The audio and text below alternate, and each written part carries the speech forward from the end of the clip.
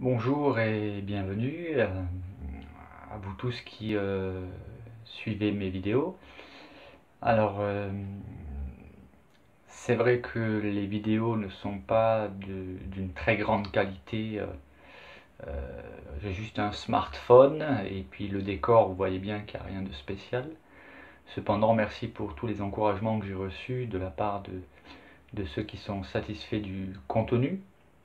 Bien qu'il soit simple, je parle avec mon cœur simplement.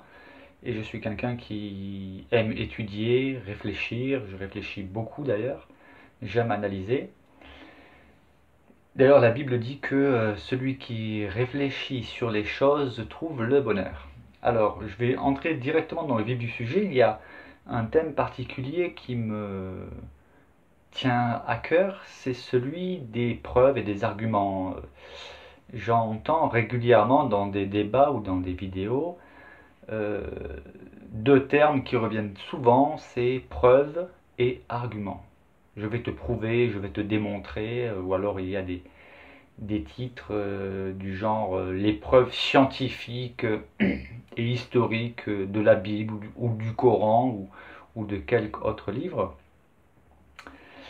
Et donc j'ai pris quand même quelques notes parce que j'avais beaucoup d'idées et puis j'aurais pu la faire spontanément cette vidéo, mais j'ai toujours la crainte, et d'ailleurs ça m'est déjà arrivé, de me dire ah j'aurais pu ajouter ceci, nuancer cela, etc. Alors là j'ai quand même pris quelques notes.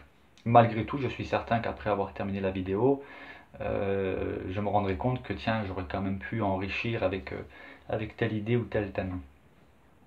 Alors le titre de cette vidéo, c'est Dieu, preuve et argument avec un point d'interrogation. Alors preuve et argument, ça fait tout de suite penser à un tribunal. Il y en a qui se croient au tribunal.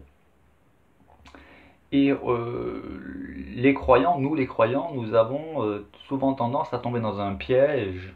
C'est celui de vouloir défendre Dieu, de vouloir prouver qu'il existe, prouver que non seulement qu'il existe, mais en plus de cela, nous cherchons, chacun d'entre nous, c'est légitime, à prouver que notre foi, vous remarquerez que j'emploie rarement le mot religion, hein, voilà, à cause de toutes les idées sous-jacentes qu'il y a derrière le mot religion, c'est-à-dire une suite de bonnes œuvres à pratiquer et de mauvaises œuvres à ne pas pratiquer, mais je préfère parler de foi.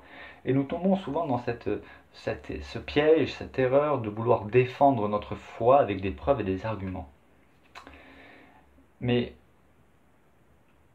je vais vous démontrer que, en réalité, les preuves et les arguments, ce sont des concepts qui restent toujours discutables. Alors il y en a qui se placent en juge de tel ou tel argument, il y en a qui se placent en avocat. Et le paradoxe qu'il y a dans cette vidéo que je vous présente, c'est que vous pourriez, de manière très intelligente et tout à fait légitime, dire mais en fait là il est en train d'argumenter. Oui, vous allez voir que le paradoxe est bien plus complexe que cela. Déjà, ce que j'aimerais dire, c'est que Dieu n'est pas un argument. Dieu n'est pas une preuve. Dieu ne s'argumente pas et ne se prouve pas. Je vais préciser ma pensée. Dieu est un être. Il est une personne qui existe. Et pour tout ce qui est notion de preuve et d'argument, il y en a et il n'y en a pas. Vous allez comprendre où je veux en venir.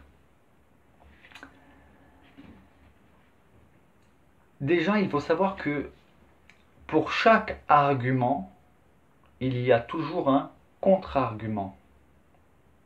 Par exemple, ceux qui m'écoutent et qui ne sont pas d'accord avec moi ou qui ne partagent pas ma foi trouveront d'autres arguments pour essayer de démonter ce que je suis en train de dire. Et quand bien même j'aurai des preuves, vous pourriez, en réfléchissant, essayer de trouver des contre-preuves. C'est naturel. Et là, on en vient à l'essence de ce qui nous anime, le cœur de ce qui nous anime. Et la question qu'il faut se poser, mais qu'est-ce qui m'anime? Qu'est-ce qui me fait croire que je suis dans la vérité, que le Dieu auquel je crois est le vrai, et qu'est-ce qui me convainc que ma foi est la vraie et la bonne? C'est une question ouverte à laquelle je vous appelle à réfléchir. Alors une chose aussi qui est importante, c'est qu'en réalité, il n'y a pas d'argument, il n'y a pas de preuve pour celui qui ne veut pas croire. Et cela, je vais vous le démontrer après par la suite, par des exemples concrets. Et inversement, il y a plein de preuves et plein d'arguments pour celui qui veut croire. En tout et n'importe quoi. Cela aussi, je vais vous le démontrer.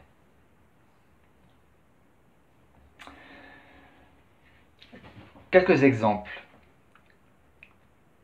J'entends des personnes qui disent moi j'ai la preuve que, et ils vont fournir des documents.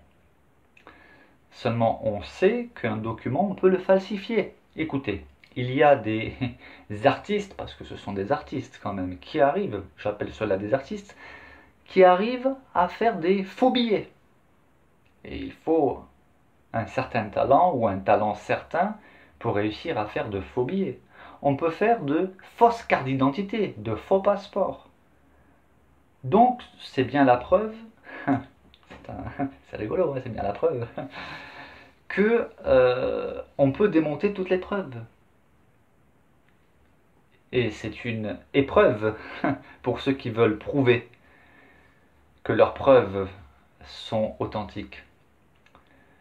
Donc, si quelqu'un vient en me disant j'ai un document qui prouve que, si je ne veux pas croire, et c'est là qu'on en vient, c'est la volonté. Si je ne veux pas croire, pour des motifs quelconques, légitimes ou illégitimes, honnêtes ou malhonnêtes, eh bien je pourrais réfuter la preuve en disant c'est un faux. Après, on peut faire venir des experts. Néanmoins, je vais vous démontrer que même s'il y a un expert, on entrera dans le domaine de la mauvaise foi.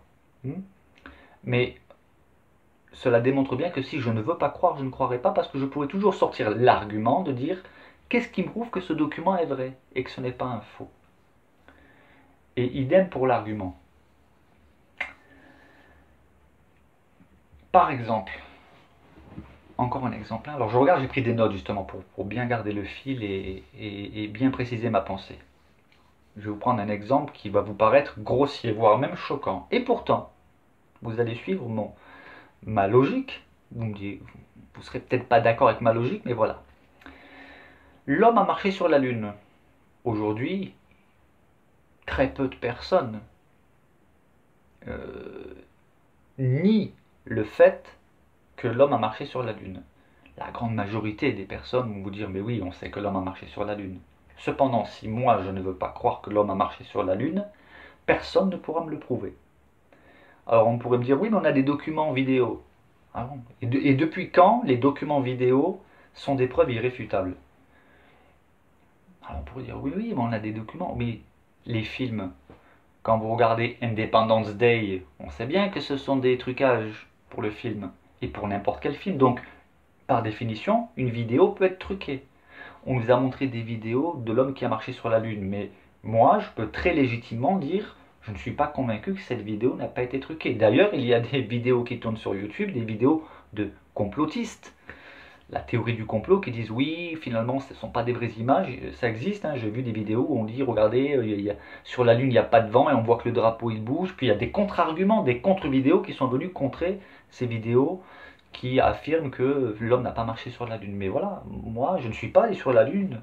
Je n'ai pas accompagné les hommes sur la Lune et je peux remettre en doute le fait que l'homme a marché sur la Lune. Alors on pourra me dire c'est de la mauvaise foi. Oui, mais je veux démontrer que si je ne veux pas croire, personne ne pourra me convaincre et je vais même aller beaucoup plus loin.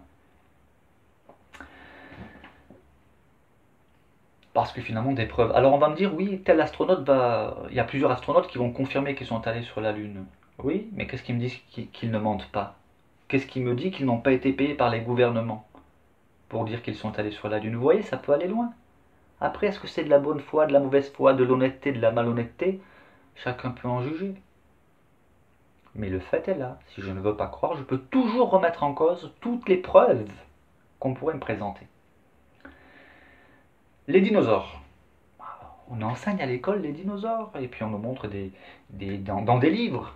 Mais là encore, le livre, je peux très bien dire, si je ne veux pas croire, je peux dire, rien ne me prouve que ce qui est écrit dans ce livre est vrai. Alors, certains pourraient dire, ils cherchent la petite bête. Oui, c'est vrai, mais il y en a qui cherchent la petite bête aussi quand ils attaquent par exemple la Bible, quand ils attaquent ma foi, ou quand des chrétiens attaquent la foi des autres. Bref, hein, ça va dans tous les sens. Hein. Mais voilà où je veux en venir. Alors les dinosaures, on me dit on a retrouvé des ossements. Oui, mais moi je les ai pas vus ces ossements. Imaginons qu'on va me les montrer, je ne suis pas un spécialiste, moi je peux très bien dire, d'accord, je vois un os, mais rien ne me prouve que la matière qui constitue ce que vous me présentez comme étant un os est un vrai os de dinosaure.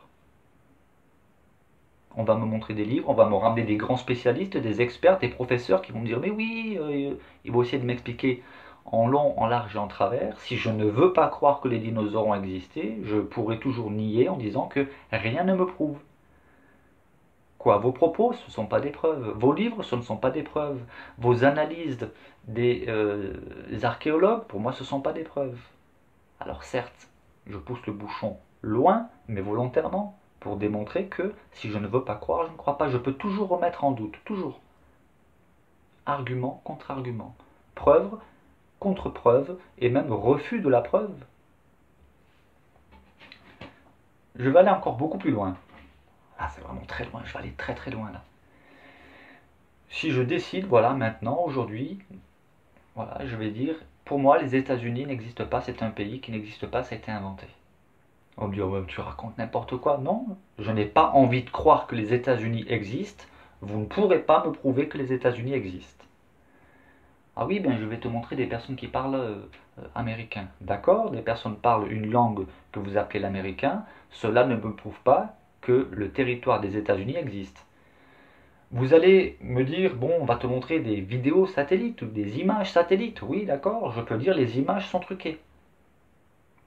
On va aller plus loin, on va me dire, bon, écoute, on va t'amener dans un avion, on va t'amener aux États-Unis. D'accord, je monte dans l'avion, je descends, j'arrive sur le territoire qu'on appelle les États-Unis, et je vais dire, rien ne me prouve que je suis aux États-Unis, c'est pas parce que vous me le dites. Oui, mais il y a des personnes qui parlent américain qui disent qu'elles sont américaines, qu'elles font partie des États-Unis.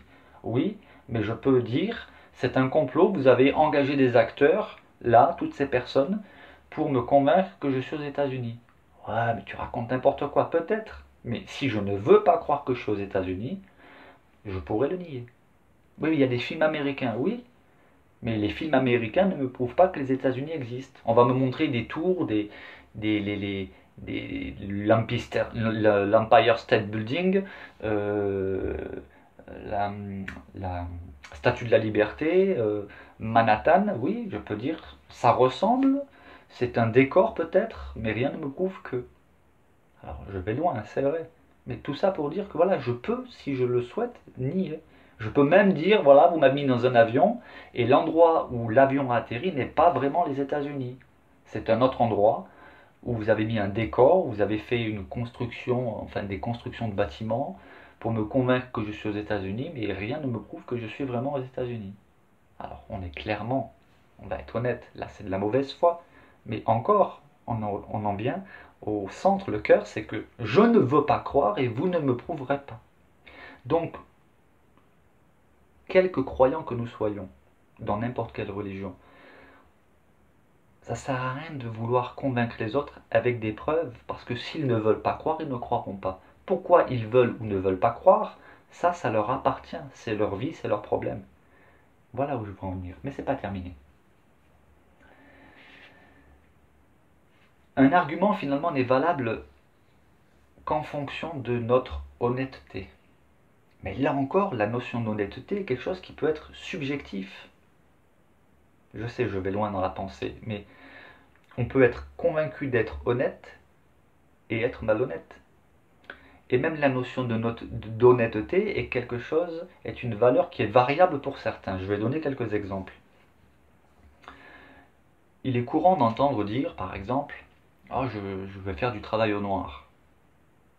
Oui, mais on va expliquer, c'est malhonnête, c'est interdit par la loi. Oui, mais de toute façon, l'État n'est pas honnête, puisque lui, il nous vole aussi. Et donc, on va adapter la notion d'honnêteté à des convictions et à des euh, critères personnels. On se fabrique notre jauge de ce que doit être l'honnêteté. Donc, vous voyez, ça peut aller très loin. Mais un argument n'est valable qu'en fonction de notre honnêteté, et notre honnêteté n'est valable qu'en fonction de notre honnêteté. Ça réfléchit là, ça carbure. Hein. Il faut avoir une certaine pureté de cœur. Mais là encore, même la pureté de cœur, c'est une notion qui est variable d'un individu à l'autre. Ça va loin. Mais où est-ce que je veux en venir exactement? La vérité, c'est que Dieu ne s'argumente pas. Dieu ne se prouve pas. Pourtant, par exemple, dans la Bible, l'apôtre Paul a dit que les hommes sont inexcusables de ne pas croire en Dieu, puisque Dieu se voit comme à l'œil nu quand on le considère dans tout ce qu'il a créé. Mais un autre verset de la Bible dit que c'est par la foi que nous reconnaissons que la terre a été créée par Dieu. Il n'y a pas cette notion de preuve. Et même si effectivement il y a ce passage de l'Écriture qui dit que les hommes sont inexcusables de ne pas croire en Dieu, on peut encore contre-argumenter, contrer ces propos que l'on trouve dans la Bible. Pour moi, par exemple, il suffit que je me regarde dans la glace pour être convaincu que Dieu existe. Non pas que je sois quelqu'un de tout à fait spécial, mais quand je m'intéresse à la capacité de pouvoir regarder, entendre, toucher, les 5 sens, réfléchir, une main, vous vous rendez compte ce que je peux faire avec une main? Il n'y a pas de vis, il n'y a pas de... C'est naturel, il suffit que je pense et je bouge la main comme je le souhaite. Pour moi, ce sont des preuves pour moi, mais ce sont des preuves subjectives, qui pour moi sont logiques, mais pour d'autres, ça ne sera pas logique. Donc même la notion de logique, c'est quelque chose de discutable, puisque c'est quelque chose de variable d'un individu à l'autre. Certains vont dire oui, mais la logique est intrinsèque. Oui, mais même cela, on peut le contester parce qu'on peut dire intrinsèque, oui, pour toi. Alors il y en a qui vont dire mais c'est aussi pour un groupe de personnes. Oui, mais un groupe de personnes, ce n'est pas moi. Et il y a d'autres personnes qui auront une logique différente. J'essaye vraiment d'aller au bout des choses, le plus loin possible. Mais je ne pourrais pas aller aussi loin que possible parce que finalement on pourrait aller à l'infini de cette manière, en procédant ainsi. Donc Dieu ne s'argumente pas, il se rencontre. C'est là qu'est toute la différence entre une foi qu'on veut imposer par des preuves qui sont toujours contestables, des arguments qu'on peut toujours rejeter. Cependant, lorsque, et ça il n'y a que Dieu qui peut le faire, lorsque Dieu agit au plus profond de votre être, ce que la Bible appelle le cœur de l'homme, mais le cœur de l'homme ce n'est pas l'organe que nous appelons le cœur de l'homme c'est le centre plus profond de notre être. Lorsque Dieu agit au plus profond de notre être, nous sommes convaincus non pas par un argument, non pas par des preuves, mais par quelque chose qui dépasse les preuves et les arguments, la réflexion. C'est le départ, il se passe quelque chose d'inexplicable. Mais cela n'empêche pas que par la suite, parce que nous sommes appelés à réfléchir, à étudier, etc. Cela n'empêche donc pas qu'après nous allons argumenter avec nous-mêmes, argumenter même avec Dieu, étudier les Saintes Écritures, étudier même d'autres livres, étudier l'histoire, etc. Mais ce que je veux dire par là, c'est que la foi touche à l'intime, le plus profond de notre être. C'est là où je veux en venir. Certains, par exemple, disent je ne crois en aucune religion, je ne crois en aucun livre saint parce qu'ils ont été écrits par des hommes. Et ensuite, ils vont dire mais je crois en la science, ou ils vont étaler toutes leurs croyances parce que finalement, ils ont aussi des croyances. Et lorsqu'on leur pose la question, oui, mais comment tu sais tout ça? Parce que je l'ai lu. Oui, mais il faut de la cohérence dans ton propos, mon ami. Tu rejettes la Bible ou tout autre livre religieux, parce que ton argument c'est que ce sont des livres écrits par des hommes, donc tu en déduis qu'un livre écrit par un homme n'est pas crédible, et ensuite tu viens me dire que tout ce que tu connais, tu l'as appris en lisant dans des livres. Donc tu as choisi de croire certains livres et pas d'autres. Donc l'argument de rejeter un livre saint parce qu'il a été écrit par des hommes, même inspiré par Dieu ou même dicté par Dieu, n'est pas un argument. Parce que là, je vous montre un contre-argument, auquel vous pourriez me ramener encore un contre-argument. Le but de cette vidéo, c'est de vous faire réfléchir personnellement dans votre intimité, au plus profond de votre être. Qui est finalement le plus grand savant? C'est Dieu. Si on choisit un comité qui réunit les plus grandes sommités dans le domaine scientifique, dans le domaine de la biologie, dans le domaine de l'archéologie, et que on les fasse rencontrer, si cela était possible, Dieu, et que Dieu se mettrait à discuter avec eux, il faudrait qu'il abaisse son intelligence d'une manière phénoménale pour s'adapter à notre intelligence. Tout cela pour dire qu'il pourrait aborder des concepts qui nous sont totalement étrangers et inaccessibles, totalement incompréhensibles. C'est la raison pour laquelle il ne faut pas, surtout pas, et j'en avais parlé dans une vidéo, essayer d'attirer Dieu vers nous et le limiter à notre intelligence et à nos capacités intellectuelles. J'avais donné un exemple avec une bouteille d'eau et un verre d'eau, en demandant si quelqu'un était capable de verser le contenu d'une bouteille d'1 litre dans un verre. La réponse est évidemment non, à moins que vous soyez un illusionniste. En quel cas il y aura un truc. Mais à bien plus forte raison, si je vous demande de mettre la mer, de faire tenir l'océan dans un verre, c'est impossible. C'est pourtant ce qu'on essaye de faire avec Dieu. Donc cela nous amène à la notion d'humilité devant la grandeur de l'intelligence et de la sagesse de Dieu.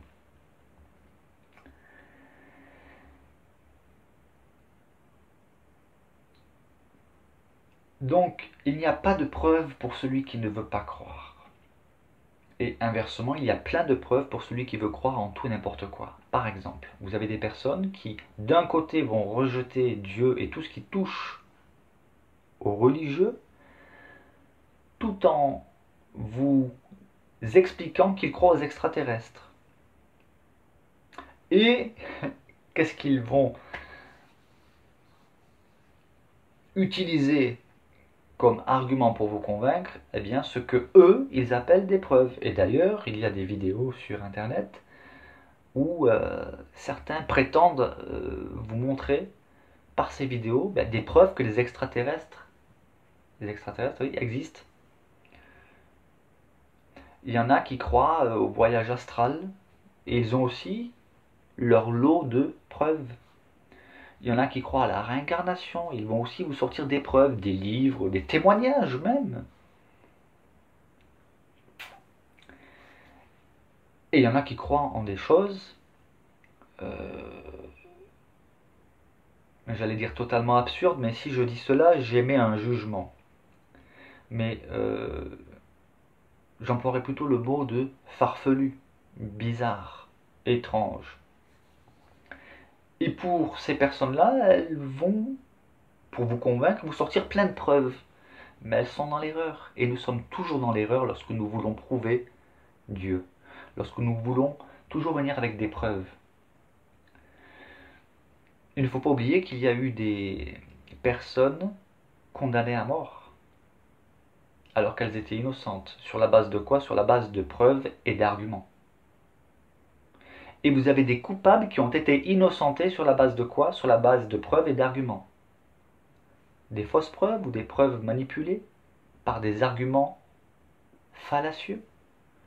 Vous voyez, dans les deux sens, ça fonctionne. Donc la notion de preuve et d'argument, on se trompe, c'est faux. Pourtant, je sais qu'il y en a qui vont continuer à publier des vidéos, les preuves scientifiques de la Bible ou du Coran ou de quelque autre livre. Cela ne convainc personne. Et cela ne convaincra pas celui qui ne veut pas croire. Alors, conclusion et un rappel. Il est important d'étudier, de réfléchir, de beaucoup étudier, de beaucoup réfléchir, de s'intéresser à beaucoup de choses. Cependant, il y a un moyen fort, puissant, qui n'est pas une preuve ni un argument, qui est une rencontre.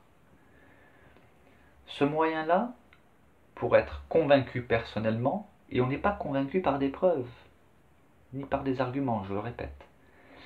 Ce moyen-là, c'est celui qui consiste à prier. Alors même dans ce que je dis là, il y en a qui viendraient avec un argument, ou même avec plusieurs arguments, parce qu'ils me diraient, si vous parlez de prier, c'est que déjà vous sous-entendez l'idée qu'il y a un Dieu qui existe. Or moi, je ne crois pas que Dieu existe. Donc je ne ferai pas ce que vous dites. Mais libre à vous. Mais il faut que vous réfléchissiez, que vous méditiez sur la raison qui vous pousse à refuser de vous adresser à Dieu. Auriez-vous peur que finalement il vous réponde? Parce que je peux vous garantir qu'il répond. Mais que je n'ai pas de preuve à vous apporter. Ni même d'argument. C'est juste une exhortation, un conseil, une expérience que je vous propose de faire. Il y a, à mon sens, concernant Dieu, deux possibilités. Il existe ou il n'existe pas. Alors cela peut paraître difficile et même stupide pour quelqu'un qui déjà présuppose que Dieu n'existe pas, de lui suggérer l'idée de s'adresser à Dieu pour savoir si Dieu existe. Puisque déjà la personne a décidé que Dieu n'existait pas. Elle a décidé sur la base de plusieurs raisons qui pour elle sont des preuves et des arguments suffisants. Vous arrivez encore à suivre? J'espère. J'ose espérer, j'ose croire que peut-être parmi les personnes qui écoutent cette vidéo, certaines personnes qui se disent athées convaincus,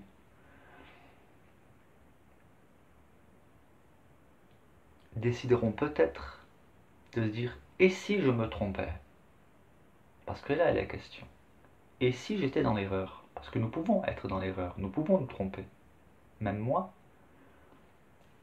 c'est pas parce que je suis convaincu d'avoir rencontré, d'avoir fait une expérience d'une rencontre personnelle avec le Dieu vivant et vrai que c'est vrai. Mais ça, c'est ma foi personnelle. Moi, j'en suis convaincu. Cependant, et je vais répéter ce que j'ai dit plus avant, lorsque Dieu, et lui seul peut le faire, intervient au plus profond de votre être, c'est beaucoup plus puissant que n'importe quel argument, n'importe quelle preuve. Ce n'est plus une preuve, on n'est plus dans le domaine de la preuve, on est dans le domaine de l'intime. Ça va beaucoup plus loin. Donc, pour conclure, je dirais, je m'adresse aussi à ceux qui sont croyants d'autres religions. Si vous êtes convaincu que vous êtes dans la religion qui est la vérité pure et parfaite, vous ne mettrez pas en pratique ce que je vais vous proposer là.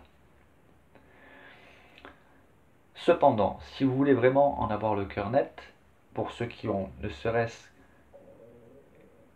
qu'un simple doute, bien que là encore certains vont penser, vont être convaincus, se dire « j'ai pas le droit de douter ». Dans la notion chrétienne, oui, nous avons le droit de douter dans le sens que, à la limite, je dirais même que les gens les plus dangereux, ce sont ceux qui ne doutent jamais de rien. Alors que des fois, ils devraient douter des bêtises qu'ils racontent. On a le droit de douter, parce que le salut, c'est la question essentielle de la foi finalement. Et quelque chose de personnel, d'individuel et de trop important pour se contenter d'a priori ou de convictions qui sont peut-être erronées. Bon. Donc, je vous encourage à vous adresser à Dieu par une simple prière. Parlez à Dieu en l'appelant Dieu, créateur de toutes choses. Je m'adresse à toi, tu sais où j'en suis aujourd'hui. Révèle-moi ta vérité. Et là, nous ne sommes plus, je tiens à dire, dans le domaine ni de l'argumentation ni de la preuve. Bien que dans cette vidéo, j'ai argumenté. Mais mes arguments sont des arguments contre lesquels on peut opposer des contre-arguments. On est d'accord, là c'est clair. Donc je ne parle pas de preuves, et je vais même laisser de côté le, la notion d'argument, bien que cela soit difficile, parce que ce que je suis en train de dire là est quand même un argument, mais c'est plutôt, je vous propose plutôt d'accepter cela comme une suggestion. Adressez-vous à Dieu. Mais souvent ce qui nous empêche de faire cette démarche, c'est des blocages intérieurs. On fait le procès de Dieu. Quelques exemples d'arguments. Moi je ne crois pas au Dieu des chrétiens parce qu'il y a eu les croisades. Oui, c'est vrai. Il y a eu les croisades, mais la foi chrétienne ne se résume pas uniquement à cette courte période par rapport à l'étendue de l'histoire de l'Église où il y a eu les croisades.